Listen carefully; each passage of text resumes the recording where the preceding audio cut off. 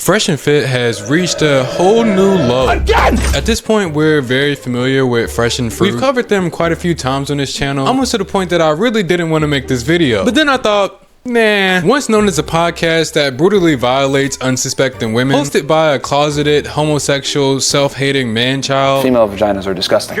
And either the youngest looking senior citizen or the oldest looking 30-year-old I've ever seen has been constantly taking L's for what seems to be like 2 years straight, getting brutally cooked by H3H3. You say it's hard to find a good woman. They're motivated by material things and stuff, and yet you're seeking women specifically who would supposedly be a certain type of woman. Obviously, that would be on a sugar daddy website. It seems like you are confirming your biases by even going there to find women. How you know what I mean? Boom.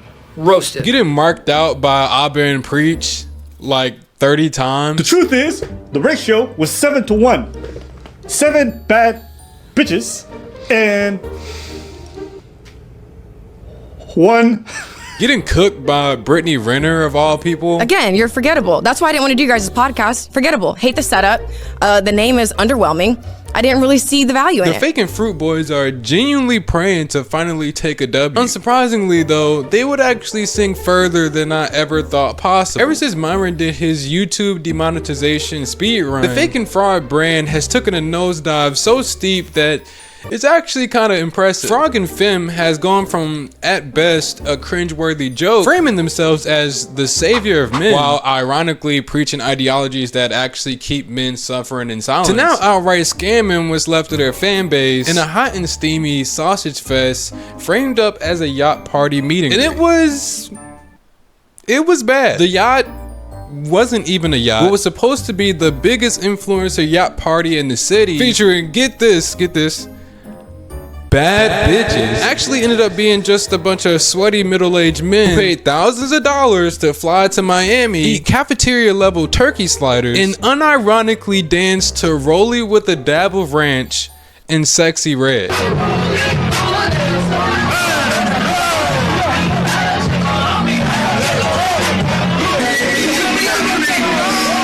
As much as this event was embarrassingly cringe, and the response to all the backlash was just as bad, due to Fresh being unironically stupid and exposing the true intentions of this event being a straight up money grab. However, the internet has done a pretty good job at cooking these guys, and I genuinely have nothing else to say that hasn't already been said. Good job, internet. Myron Gaines, the type to cry about women being whores, then rid a boat full of whores. But I digress. This video isn't about Fake and Fraud, the collective. No, this is about Myron Gaines. Myron Gaines, the closeted homosexual with an identity complex, has reached an undiscoverable low that, though isn't surprising, is actually alarming and pretty hilarious. Let me explain. Myron isn't unfamiliar with propagating racial ideology. In fact, one of the first controversies Fake and Fraud's podcast faced was when Fraud and Fruit claimed to not dabble in the dark because of all the ghetto Shaquitas. I mean, hey, bro, if you want to date a bunch of Shaniquas, go for it, man. LaQuisha. Yeah, like me and Fresh aren't really down with the brown like that. Man. We ain't night riders. No, so I'm good. You know, sometimes if they're, you know, Redbone, but like in general, me and Fresh don't dabble in the dark, if you know what I'm saying. And they ultimately ended up getting brutally cooked for this. But they would later play it off as jokes after being cooked by basically the entire internet. But time passed, and approximately 2,000 racially motivated tweets later, you start to wonder, are these jokes just jokes? Doing things like wearing a Klan hood on multiple occasions. This guy is totally unhinged. What do you mean? What do you mean I'm unhinged? What is the point, Myron? What is the point? Closely associating with white supremacist Nick Fuentes, despite being a black African-American man. Calling Abba and Preach monkeys on multiple occasions after being called out for inconsistencies. They build momentum. What the Yo, every time this I got a problem with you. Imagine them saying things like black people doing black things as usual. The average black woman is 187 pounds, loud, obnoxious, wears fake hair, and verbally annotates the end of her sentences with actually saying period loudly. The woman he mocked was an overweight black woman that looks like a gorilla. Black people need to stop constantly victimizing themselves when they're the ones in the wrong. Which, by the way, for further context, this is the clip he was referring to.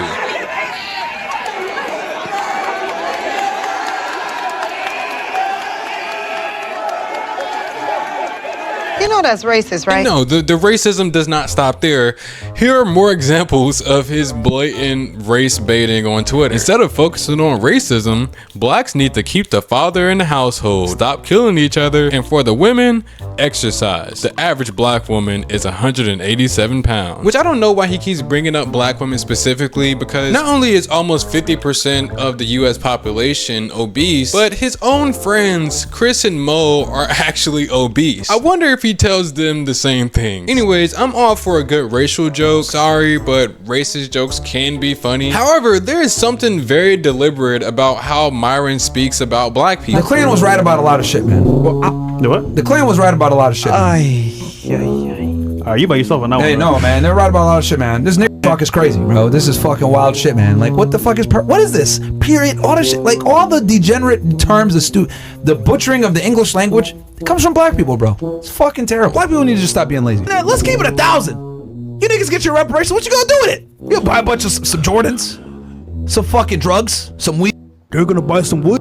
Yeah. Yo, nigga. Yeah. What good, my You gonna buy some Fendi? You gotta buy some bullshit. Buy some guns? You can buy some guns. Rob niggas? Yeah. Spreading deliberate misinformation, misrepresenting certain unfavorable demographics of the black community as the entirety of the black community on a consistent basis, saying they in reference to black people as if he's not a black African American man that was born in Connecticut, almost as if he's not aware of the fact that he himself is in fact a black man. Well, it turns out, according to him, he actually thinks he's white. Some dudes are like, yeah, this is gonna be funny. Eskimo Brothers is for a funny story and shit. But and then some guys are like, hell fucking no. I've noticed with black dudes, they don't like doing that shit. White guys, we're all like, yeah, well, I said we. Yeah, but not me. He's white, Justin. See, he's white. He a black, bro. Hey, man. That was natural. I officially just stamped Myron as white.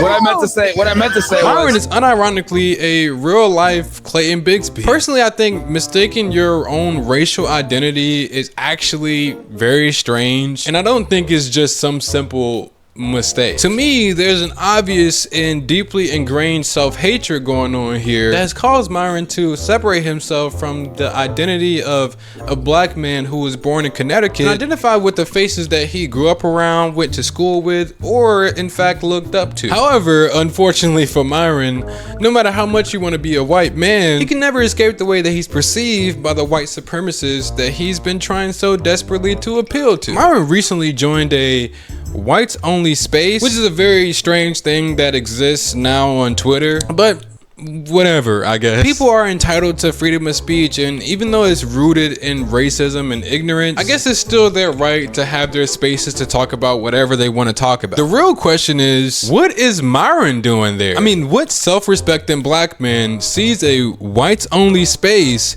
and says, I would love to have a conversation with those guys? Well, a black man who doesn't know or believe that he's black, he'll be quickly booted out of the space along with being called the hard R like several times, which is hilarious poetic justice considering the fact that this is the same terminology that Myron would use against other black people. Hey, Myron, you're in a hostile area, and I'm not area, scared bro. to have conversations with you guys. Does not. Okay, well, you're gonna have to either kick me out or whatever. You're not gonna have a conversation with him. That's what I'm trying to say. Okay, well, this dude's a fat, so whatever.